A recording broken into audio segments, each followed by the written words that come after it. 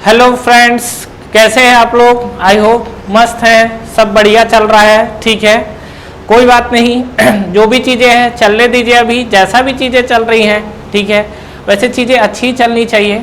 और थोड़ी बहुत जो समस्या है वो तो ज़िंदगी में आती ही रहती है, तो उसके बारे में हमको टेंशन नहीं लेना है। हमको फोकस करना भी किस पे? पढ़ाई पे और एग्ज़ाम निकालने पे। तो चलिए आगे हम लोग बात करते हैं और स्टार्ट करते हैं। क्या स्टडी फ्लो एनर्जी इक्वेशंस की कहानी तो हम लोग पढ़ चुके हैं, लेकिन इसको अप्लाई किस तरीके से किया जाता है, तो यहाँ से हम लोग जो देख रहे हैं, हम लोग एप्लीकेशन पार्ट देख रहे हैं स्टडी फ्लो एनर्जी इक्वेशन का। इस वीडियो को समझने के लिए आपको पहले वाला वीडियो देखना जरूरी है। अगर आप वो वीडियो नहीं देखे होंगे तो यहाँ पर आपको प्रॉब्लम होगी। ठीक है, तो वो वीडियो जो आपके इसके पहले वाला जो वीडियो है उसको एक बार आप जरूर देखिए। वहां पर मैंने स्टडी फ्लो एनर्जी इक्वेशंस के बारे में बात की हुई है। ठीक है, चलिए अब हम लोग यहाँ पर बात करते हैं। तो हमको अप्लाई किस तरीके से करना है, तो हम लोग कुछ एग्जांपल्स लेते हैं और उस एग्जांपल्स में क्या है, स्टडी फ्लो एनर्जी इक्वेशंस को अप्लाई करते हैं। वैसे तो अगर बात किया जाए तो पहला चीज ये कि इसको आपको अप्लाई कहाँ पर करना है, ये तो मैं आपको पहले ही बता दिया हूँ कि ये हमेशा कहाँ पर लगेगा, ये लगेगा आपको ओपन सिस्टम के अंदर। और अगर हम लोग ओपन सिस्टम की बात करें तो हमारे पास ओपन सिस्टम की कमी नहीं है।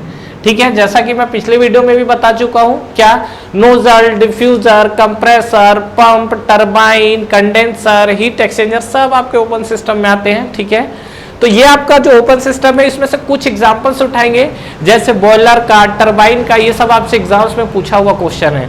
तो 2-3 एग्जांपल्स वो उठाएंगे जो एग्जाम से पूछे हुए हैं। 2-3 एग्जांपल्स हम लोग और एडिशनल पढ़ेंगे, हम लोग सीखेंगे कि कैसे इसको हम लोग अप्लाई करते हैं। ठीक है, तो सबसे पहला चीज इसके अंदर आते हैं। तो सबसे पहला एग्जांपल्स हम लोग उठाते हैं, मान लीजिए किसके लिए, हम लोग पहले बात कर लेते हैं नोजल के साथ। ठीक है, तो फर्स्ट है आपका कंडीशन नोजल। ठीक है, नोजल एसएससी जेईई का लास्ट अगर मैं 3 से 4 साल का पेपर उठा लूं तो इसमें ऐसा कोई पेपर नहीं है, मतलब कोई ईयर नहीं है जहां पर आपको नोजल से रिलेटेड क्वेश्चन ना पूछा जाए। और एक बहुत ही कॉमन क्वेश्चन जो पूछा जाता है, nozzle is the device which is used to, ठीक है, convert kinetic energy into pressure energy, convert pressure energy into kinetic energy. अगर आपसे पूछा जाए इस नोजल को लेके, तो इस नोजल के बारे में आप क्या बता सकते हैं? अगर पूछा जाए कि what is the basic function of the nozzle, तो क्या बोलेंगे? इंक्रीज काइनेटिक एनर्जी कि इंक्रीज प्रेशर एनर्जी कि बोथ, कि आपको मिलेगा नन ऑफ दिस। बताइए, अगर ये आपके पास नोजल का अगर बेसिक डेफिनेशन हर साल एग्जाम में पूछ रहा है ये कि नोजल को लेके, तो ध्यान रखिएगा कि जो नोजल है, नोजल और डिफ्यूजर एक्चुअली हम लोग डिटेल में पावर प्लांट में पढ़ने वाले हैं। वहां पर एक पूरा डिटेल चैप्टर है जहां पर नोजल और डिफ्यूजर को लेके बात करेंगे। बट यहाँ पर एक बार चीजों को समझना जरूरी है। तो यहाँ पर अगर हम लोग बात करेंगे तो जो आपका नोजल है, नोजल बेसिकली क्यों यूज किया जाता है? काइनेटिक एनर्जी को इंक्रीज करने के लिए। मतलब हमारी जो काइनेटिक एनर्जी है उसको इंक्रीज करने के लिए, काइनेटिक एनर्जी को इंक्रीज करने के लिए हम लोग क्या यूज करते हैं? नोजल यूज करते हैं। ठीक है, अब देखिए आगे की कहानी। तो अगर हम लोग इस पे बात करते हैं तो नोजल को हम लोग एक बार समझते हैं और इस पे हम लोग स्टडी फ्लो अप्लाई करना है। तो अप्लाई करने से पहले कुछ आपको असम्पशंस लेने पड़ेंगे। तो अभी मान लीजिए कि सपोज ये अगर मैं पैसेज की बात करूं तो ये हमारा इस तरीके का कुछ नोजल का पैसेज होता है। ठीक है, ये हम लोग समझते हैं। ठीक है, अभी मैंने फ्लो का डायरेक्शन नहीं बनाया है। अगर चलो मैं फ्लो का डायरेक्शन बता दूं और बना दूं इस तरीके से, तो अब बताओ ये नोजल है कि डिफ्यूजर? ये तो नोजल है लेकिन इनकम्प्रेसिबल फ्लो के लिए। अगर फ्लो कंप्रेसिबल हो जाएगा तो कैलकुलेट करना पड़ेगा, चेक करना पड़ेगा, ये सब चीजें हमको पावर प्लांट में पता चलेगी। तो खैर छोड़िए अभी वो बात, आते हैं हम लोग अपने पॉइंट पे और बात करते हैं नोजल के साथ। तो नोजल में ये आपका क्या है, बाहर से जो फ्लूइड आ रहा है सिस्टम के अंदर इंटरेक्ट हो रहा है, और सिस्टम के अंदर इंटरेक्ट होने के बाद क्या है, वो फ्लूइड आपका बाहर जा रहा है। तो अगर हम लोग इस कंडीशन पे बात करें तो क्या होगा? अगर मैं पर्टिकुलर इस केस में बात करूं तो यहाँ पर कुछ अजम्पशंस लेने पड़ेंगे। और अजम्पशन सबसे पहला तो आपको यही लेना पड़ेगा, क्या कि फ्लो शुड बी स्टडी। ठीक है, तो ये जो आपको मैं अजम्पशन ले रहा हूँ, ये अजम्पशन आपका बहुत ही इंपॉर्टेंट है, मतलब समझने के लिए। ठीक है, क्योंकि ये मैं कब से आपको बोल रहा हूँ कि इसमें जो भी फ्लो आप लोगे, फ्लो कैसा आपको एज्यूम करना, स्टडी फ्लो। तो पहला आपको ये अजम्पशन हमने क्या ले लिया है, स्टडी फ्लो। कहानी क्लियर है यहाँ तक? बिल्कुल। दूसरा, ये हमने इसको क्या कर दिया है, ये हमने इसको कर दिया इंसुलेटेड। तो यहाँ पर आपको कोई हीट ट्रांसफर नहीं होगा, तो चेंज इन हीट ट्रांसफर क्या हो जाएगा यहाँ पर 0। क्यों हुआ समझ में आया? क्योंकि मैंने इसको क्या कर दिया है, इंसुलेशन कर दिया है। ठीक है, चलिए अब मान लीजिए कि इसमें मैं अप्लाई करना स्टार्ट करता हूँ क्या, जो हमारा ये नोजल के साथ कहानी है, तो नोजल के साथ हम लोग इसको अप्लाई करना चाहते हैं। तो चलिए लगाते हैं स्टडी फ्लो एनर्जी इक्वेशन। तो ये स्टडी फ्लो एनर्जी इक्वेशन क्या होता है बताइए, याद है कि नहीं है? याद हो गया होगा बिल्कुल, कोई तोप चीज नहीं है। वो क्या है, H1 प्लस बोलिए C1 का स्क्वायर डिवाइड बाई 2000। देखिए 2000 लगाते, बिल्कुल लगाते, लेकिन यहाँ पर एक्चुअली क्या है चीजें कि ये जो आपको एनालिसिस कर रहे हैं यहाँ पर कोई वैल्यू नहीं रख रहे हैं, तो बेटर है कि 2 लिखते हैं। 2000 आप वहां पर लिखोगे जहां पर हमको एनालिसिस करना है, यहाँ पर भी लिख सकते हो, कोई दिक्कत नहीं, बट अननेसेसरी चीजें लिखने की क्या जरूरत है। तो C1 स्क्वायर बाई 2 प्लस ये आपको क्या मिलेगा, ये आपको मिलेगा GZ1 प्लस आपको क्या मिलेगा, डेल ऑफ Q। क्लियर हुआ यहाँ तक? ये आपके क्या थे, ये पूरे इनिशियल पॉइंट है जो मैंने लिखा है, ये H1 ये आपका जो था पूरा इनिशियल पॉइंट था। आगे हम लोग बात करते हैं तो क्या निकला हुआ है, H2 प्लस ये आपको मिलेगा क्या, C2 स्क्वायर बाई 2 प्लस ये क्या मिलेगा आपको, GZ2 plus del of W। कहानी क्लियर हुआ? ये जो मैंने इक्वेशन लिखा है क्लियर है, बिल्कुल क्लियर है। अब सुनिए आगे की कहानी। ये जो मैंने इक्वेशन लिखा हुआ है, इस इक्वेशन को यहाँ अप्लाई करना है। ठीक है, तो सबसे पहला चीज, इतना बड़ा बड़ा इक्वेशन अगर आप एक एक बॉडी के लिए लगाएंगे और एक एक चीज को कैलकुलेट करेंगे तो वैल्यू तो आएगी नो डाउट, लेकिन ये जो सभी चीजें अगर आप देखेंगे तो एक में टोटल अभी 4 टर्म्स मैंने लिखे हुए हैं। क्या चारों टर्म्स का मैग्नीट्यूड सेम आएगा? डेफिनेटली नहीं आएगा। तो हमारी कोशिश क्या होगी कि भैया अगर कोई मैग्नीट्यूड जो है, अगर कोई वैल्यू कोई टर्म्स जिसका मैग्नीट्यूड बहुत छोटा आ रहा है तो उसको नेगलेक्ट मार देना बेटर है। एग्जांपल्स के लिए देखिए C1 स्क्वायर बाई 2000, ये 2000 देख रहे हो, इसके कंपैरिजन में अगर ये वैल्यू छोटी कर देगा तो कंडीशन हो सकता है। GZ1 के साथ भी वही कहानी होने वाला है। तो हम लोग जितने भी ओपन सिस्टम के अंदर एनालिसिस करेंगे वहां पर कुछ चीजों को ध्यान रखना है, क्या कुछ टर्म्स को हम लोग नेगलेक्ट करने की कोशिश करेंगे और नेगलेक्ट करने के लिए वही टर्म्स उठाएंगे जिसका उस डिवाइस में रोल बहुत कम है। एग्जाम्पल के लिए देखिए, पहला चीज तो जो टर्म्स यहाँ खत्म हो रहे हैं उसको खत्म करूं। डेल क्यू इक्वल टू 0 बोला है ना, तो हीट ट्रांसफर नहीं है तो ये वाला टर्म्स हमारा क्या हो गया, 0, कहानी खत्म। अगर मान लीजिए इसको मैं रेफरेंस प्लेन एक ले लूं और रेफरेंस प्लेन से बात करूं तो यहाँ पर ये आपके मॉलिक्यूल है इस तरीके से, और ये मॉलिक्यूल फाइनली आने के बाद क्या यहाँ पर आ रहे हैं। तो अगर आप बात करोगे तो ये आपका Z1 है और ये आपका क्या है, Z2 है। तो अगर ये आपका Z1 हाइट है और ये आपका Z2 हाइट है तो इस केस में क्या होगा, यहाँ पर एक रेफरेंस प्लेन लेंगे तो Z1 इक्वल टू कहीं ना कहीं Z2 दिखेगा। मतलब अगर आप देखोगे यहाँ पर तो ये आपको जो दिख रहा है Z1 is almost equal to क्या है, जो आपका Z1 है it is almost equal to क्या आ जाएगा आपका Z2। ठीक है, ऑलमोस्ट इक्वल टू है। तो उस केस में अगर आप बात करोगे तो GZ1 और GZ2 इसकी भी कहानी आपकी समाप्त हो गई। तो अगर हम लोग बात करें तो देखिए यहाँ पर ये जो हमारा GZ1 है ये भी आपका कहीं ना कहीं 0 और GZ2 0 नहीं है, दोनों इक्वल होने के कारण कैंसिल हुए हैं। ठीक है, क्लियर। चलिए नेक्स्ट हम लोग बात करते हैं आगे H1 और H2। H1 और H2 को तो छूना भी नहीं है क्योंकि ये एनर्जी है U प्लस PV जो कि फ्लूइड की है। फ्लूइड की एनर्जी हम लोग 0 कर सकते हैं क्या, कभी भी 0 नहीं कर सकते हैं। मतलब H1 और H2 तो आपका कहीं भी किसी भी हालत में इक्वल मतलब कैंसल नहीं होगा, इस चीज को ध्यान रखेंगे। अब आइए आगे हम लोग बात करते हैं, ये एनर्जी था। आगे C1 के साथ और C2 के साथ, ठीक है। Nozzle, what is the basic function of the nozzle. ये जो आपका नोजल है ये आपका यूज किया जाता है कहां पर, to increase the kinetic energy of the fluid. ठीक है, kinetic energy of the fluid कहने का मतलब ये है कि कहीं ना कहीं ये क्या है, वेलोसिटी को बढ़ाएगा। वेलोसिटी को हम लोग बेसिकली c से रिप्रेजेंट किए हैं, तो कहीं ना कहीं ये क्या कर रहा है, c जो है इस वेलोसिटी को क्या करेगा, ये बढ़ाएगा। क्लियर है यहाँ तक। अब देखिए, अब आपको मैं एग्जांपल के लिए एक चीज बता देता हूँ, ये कितनी तक वेलोसिटी बढ़ा देता है।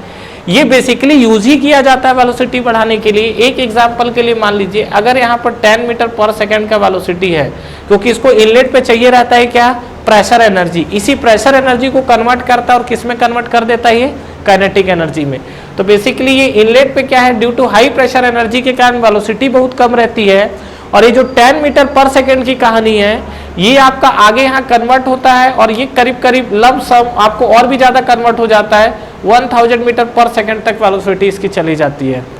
मतलब अगर आप इस कहानी के अंदर बात करेंगे तो जो आपका 10 मीटर पर सेकेंड है ये 10 मीटर पर सेकेंड सीधा सीधा किस में कन्वर्ट हो गया, 1000 मीटर पर सेकेंड में, इतनी हाई वेलोसिटी। तो क्या मैं ऐसा बोल सकता हूं कि यहाँ पर जो मेरे पास इनिशियल वेलोसिटी है डेट इज c1, जो हमारे पास c1 है that is much less than compare to c2। जो आपके पास c1 है, c1 की वैल्यू बहुत छोटी है कंपेयर टू c2। तो इस कंडीशन में क्या हम c1 वाले टर्म्स को भी नेगलेक्ट मार सकते हैं? बिल्कुल किया जा सकता है।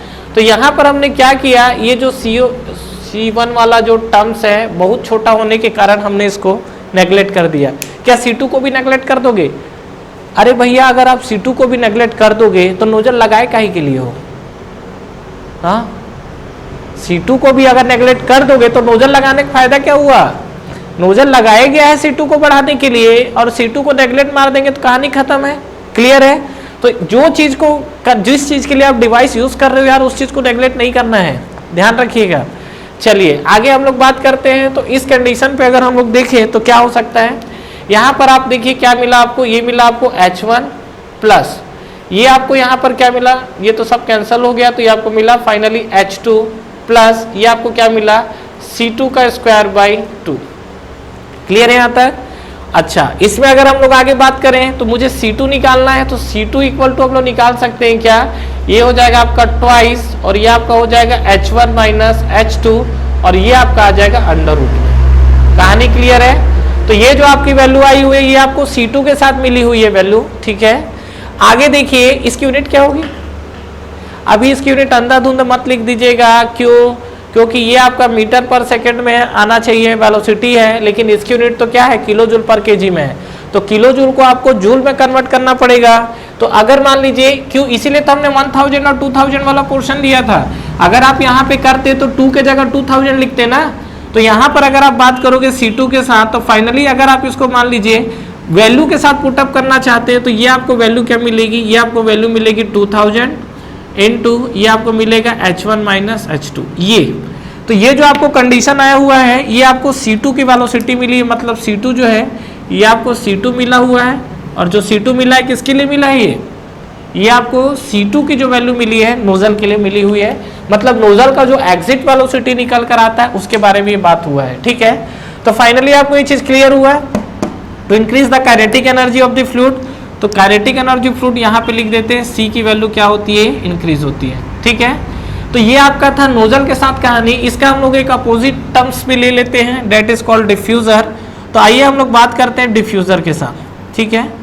ये जो हमारे पास डिफ्यूजर है, what is the basic function of the diffuser? Diffuser का बेसिक फंक्शन क्या होता है, क्या होता है?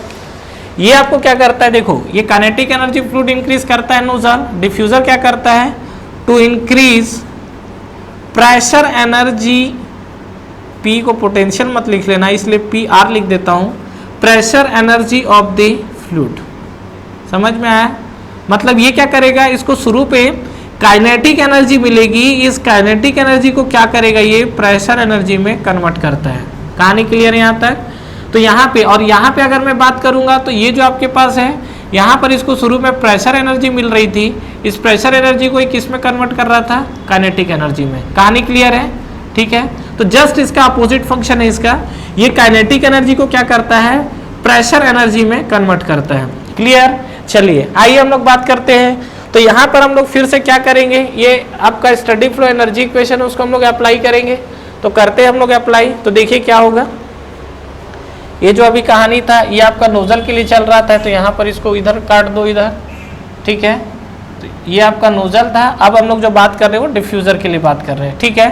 तो इस डिफ्यूजर के साथ फिर से हम लोग स्टडी फ्लो अप्लाई कर सकते हैं, ठीक है। करिए H1 प्लस, पहले तो इक्वेशन पूरा लिखना पड़ेगा, C1 square by 2 plus ZZ1 plus del of Q, ठीक है, इक्वल टू, आगे बढ़िए क्या लिखेंगे, H2 प्लस ये आपको आ जाएगा C2 square by 2 plus ZZ2 plus del of W। ये आपको कहानी क्लियर हुआ यहाँ तक? तो अब देखिए आपका क्या होगा, ये जो हमने कंडीशन लिखा हुआ है इस पे अगर हम लोग बात करेंगे तो क्या होगा, H1 के साथ अगर मैं बात करूं, H1 के साथ और H2, हमें दोनों टर्म्स को लेके बात करना है, तो क्या हो जाएगा, अगर मैं H1 के साथ बात कर रहा हूं तो क्या होगा, और H2 के साथ देखिए डिफ्यूजर है, तो डिफ्यूजर का एक बार हम लोग डायग्राम देख लेते हैं। यहाँ पर डिफ्यूजर जो होता है जस्ट इसका अपोजिट शेप का रहेगा, मतलब इस तरीके से चीजें होंगी। ये हमारा इस तरीके से डिफ्यूजर है। अगेन इस डिफ्यूजर को हमने क्या माना हुआ है, ये इसको हमने माना हुआ इंसुलेशन, इंसुलेटेड है ये। अब आपका क्या है, फ्लूइड इधर से एंटर किया और फ्लूइड इधर आपका एग्जिट किया, तो मान लीजिए आपका इनिशियल सेक्शन जो है आपका ये 1-1 है, और जो फाइनल ये जो आपका एग्जिट सेक्शन ये आपका कितना है, 2-2 है। कहानी क्लियर हुआ। तो यहाँ पर अगर आप देखेंगे तो ये आपकी वेलोसिटी जो मिलेगी आपको C1 मिलेगा, और यहाँ पर वेलोसिटी आप देखोगे तो क्या दिखेगा, C2 दिखेगा। तो यहाँ पर काइनेटिक एनर्जी को प्रेशर एनर्जी में कन्वर्ट कर रहा है ना, तो यहाँ पर आप देखोगे तो C1 जो है, C1 काइनेटिक एनर्जी का फंक्शन है, तो C1 आपको यहाँ पर बहुत ग्रेटर देन मिलेगा कंपेयर टू C2, मतलब C1 पे वेलोसिटी आपको बहुत ज़्यादा मिलेगी कंपेयर टू C2। तो यहाँ पे अगर हम लोग बात करें तो क्या होगा, तो यहाँ पे आप देखिए क्या क्या टर्म्स को पहले हटा सकते हैं, उसको तो पहले खत्म करो। पहला ये अगर आप देखोगे, अच्छा देखिए इसमें वर्क ट्रांसफर छूट गया ना, ये आप देखोगे तो वर्क ट्रांसफर छूट गया, सर वर्क ट्रांसफर छोड़ दिए। देखिए यहाँ पे वर्क ट्रांसफर छूट गया है, छोड़ा गया है, कहानी एक बार समझते हैं। ये जो वर्क ट्रांसफर का फंड है इसको समझाना था, मिस हो गया वहां पे, सॉरी। अभी मैं आपको बता देता हूँ, ये जो वर्क ट्रांसफर वाला फंडा है, वर्क ट्रांसफर मुझे कैसे पता चलता है, कहां पर लेना है कहां पर नहीं लेना है, नोजल से क्या हमें वर्क मिलता है कि नहीं मिलता है। एक चीज मुझे बताइए कि अगर मैं नोजल की बात करूं तो नोजल से हमें वर्क मिलेगा कि नहीं मिलेगा, ये हम कैसे आइडेंटिफाई करते हैं कि किससे हमें वर्क मिलता है और किससे हमें वर्क नहीं मिलता है, ये चीज कैसे आइडेंटिफाई होता है। तो अगर हम लोग बात करेंगे तो देखिए कई लोगों को लगता है कि नहीं नोजल वर्क देता है, तो देखिए सीधी सीधी बात यह है, कोई भी आपका डिवाइस है उसके अंदर कोई भी रोटेटिंग या मूविंग पार्ट्स होगा तो उसके साथ वर्क का इंटरेक्शन होगा, अदरवाइज नहीं होगा। ध्यान से सुनिएगा जो बोल रहा हूं, नहीं तो कंफ्यूजन आगे चलता रहेगा।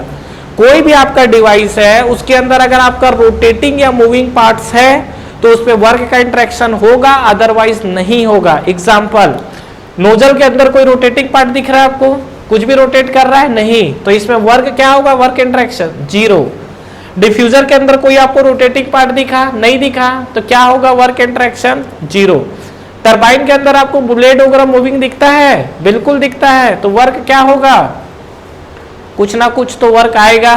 कंप्रेसर के अंदर बात करेंगे, घूमता है ब्लेड, बिल्कुल घूमता है, तो इसमें भी आपका वर्क का इंटरेक्शन होगा।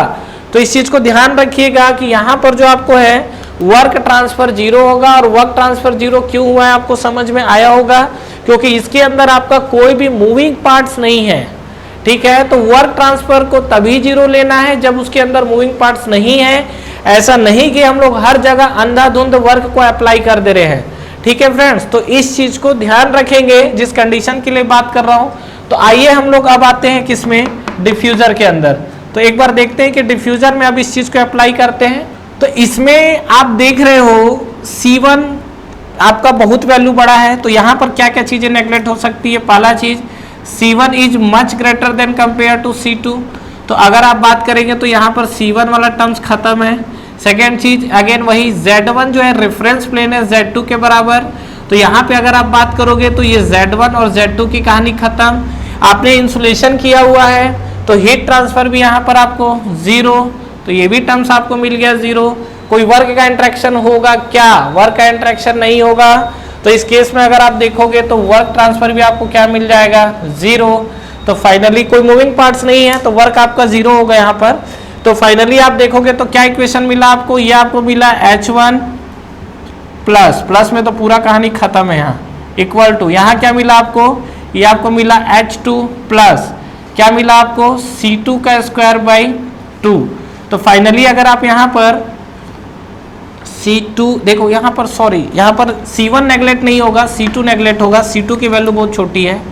ठीक है, तो ध्यान रखिएगा, ये आपका जो है C1 है, ये आपका C2 है, तो C2 की वैल्यू आपकी 0 होगी, ये आपकी 0 नहीं होगी वैल्यू।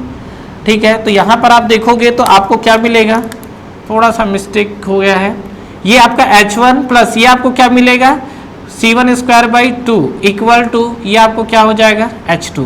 तो फाइनली अगर आप देखोगे तो आपको C1 निकालना है, तो C1 इक्वल टू क्या मिलेगा आपको, ये आपको मिलेगा H2 माइनस H1, ठीक है, और इनटू क्या मिलेगा आपको 2। ये समझ में आया। तो ये आपको जो मिला, ये आपको मिला है C1 की कहानी। अगर आप इसको यूनिट के फॉर्म में रखना चाहते हो, मतलब मीटर पर सेकेंड यूनिट निकालना चाहते हैं, तो उस केस में आपको क्या मिलेगा, ये आपको मिलेगा जो C1 के साथ कहानी चल रही है, ये आपको देखिए क्या मिलेगा, ये है 2 को हम लोग लिख सकते हैं 2000, ठीक है, इनटू ये आपको मिलेगा H2 माइनस H1, ठीक है, ये आपको मिला अंडर रूट, ठीक है। तो ये जो आपका कहानी आया किसके लिए आया हुआ है, C1 के साथ, जो कि आपकी वेलोसिटी है। तो ध्यान रखिएगा इसकी यूनिट आप लिख सकते हो मीटर पर सेकेंड। आपसे जो एग्जाम से पूछा हुआ है ना, न्यूमेरिकल फॉर्म पूछेगा तो आपको यही वैल्यू रखना पड़ेगा, लेकिन आपसे एग्जाम में ये स्ट्रेट फॉरवर्ड आपसे पूछा हुआ है, ठीक है, ध्यान रखिएगा। और अगर आपसे यूनिट के फॉर्म में पूछे तो डायरेक्ट उठा के ये रख सकते हैं, लेकिन बात है कि आप कितनी चीजें याद रखेंगे, इसलिए आपको क्या करना पड़ेगा, ये सब कंडीशंस को लेके आपको आगे मूव करना पड़ेगा, ठीक है। क्योंकि अभी जैसे मैंने 2 एग्जांपल्स लिए हैं, अभी मैं और भी एग्जांपल्स लेने वाला हूं, उस एग्जांपल्स को मैं नेक्स्ट वीडियो में कवर करता हूं, क्योंकि अगर मैं इस वीडियो में कवर करूंगा तो क्या वीडियो काफी लंबा हो जाएगा। तो ये जो मैंने बात किया है नोजल और डिफ्यूजर को लेके किया हुआ है, नेक्स्ट वीडियो में हम लोग जो बात करने वाले हैं बॉयलर, टरबाइन और कंप्रेसर, वो भी आपसे एग्जाम्स में पूछा हुआ है। तो हम लोग बॉयलर के साथ, टरबाइन के साथ, कंप्रेसर के साथ, और सबसे इंपॉर्टेंट जो आपका थ्रोटलिंग डिवाइस होता है क्या होता है और उस पर हम लोग कैसे अप्लाई करेंगे, इस चीज को हम लोग समझेंगे, ठीक है फ्रेंड्स। तो आई होप आपको ये जो मैंने एग्जांपल्स दिए हुए हैं क्लियर रखिएगा। वर्क इंटरेक्शन को लेके बस ध्यान रखिएगा, कंफ्यूज नहीं होना है। यहाँ पर जो वर्क इंटरेक्शन की बात कर रहे हैं, तो यहाँ पर कोई भी आपका मूविंग या रोटेटिंग पार्ट्स नहीं है, तो इसमें आपकी वर्क की कहानी नहीं होगी। फ्रेंड्स, हमारा ऑनलाइन टेस्ट सीरीज स्टार्ट हो चुका है SSC JEE के लिए, जिसको आप बिल्कुल ज्वाइन कर सकते हैं। इस टेस्ट सीरीज में फ्रेंड्स आपको कितने क्वेश्चंस करेक्ट हो रहे हैं, इनकरेक्ट हो रहे हैं, ओवरऑल आपकी टाइम कंज्यूमिंग कितनी हो रही है, कितने आपके मार्क्स निगेटिव हो रहे हैं, ओवरऑल आपका जो टेस्ट परफॉर्मेंस है, टेस्ट की रैंकिंग क्या है, ये सारी की सारी जो चीजें एनालिसिस है वो आपको एक ही प्लेटफॉर्म पे मिलेगा। तो बिल्कुल फ्रेंड्स आपको ये टेस्ट सीरीज ज्वाइन करना चाहिए। बिल्कुल अफोर्डेबल प्राइस पे ये टेस्ट सीरीज अवेलेबल है, जो कि आपको नीचे डिस्क्रिप्शन में और फर्स्ट कमेंट बॉक्स पे मिलेंगे। इसके अलावा इस पे फ्रेंड्स अगर आप 10% का एडिशनल ऑफ चाहते हैं तो आप मेरा प्रोमो कोड यूज कर सकते हैं। जो मेरा प्रोमो कोड है वो आपको नीचे डिस्क्रिप्शन पे मिलेगा। तो जब भी आप टेस्ट सीरीज को बाई करें, ये प्रोमो कोड को अप्लाई करें, इस पे आपको 10% के एडिशनल ऑफ मिलेंगे।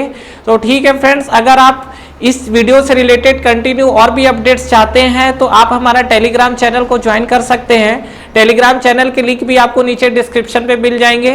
तो फ्रेंड्स, इस वीडियो को लाइक करिए, फ्रेंड्स के साथ शेयर करिए और इस चैनल को सब्सक्राइब करिए, बेल आइकन प्रेस करना ना भूलें और एग्जाम्स की आप तैयारी करते रहिए। Wish you all the best.